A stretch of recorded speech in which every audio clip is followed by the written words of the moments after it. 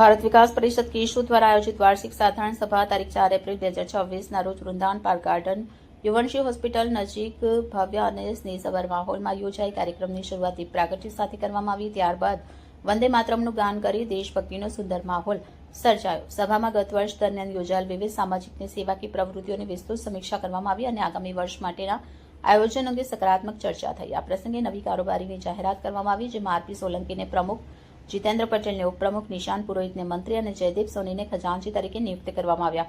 સાથે સાથે 25 સભ્યોની ટીમ બનાવી તેમને જુદી જુદી જવાબદારીઓ સોંપવામાં આવી.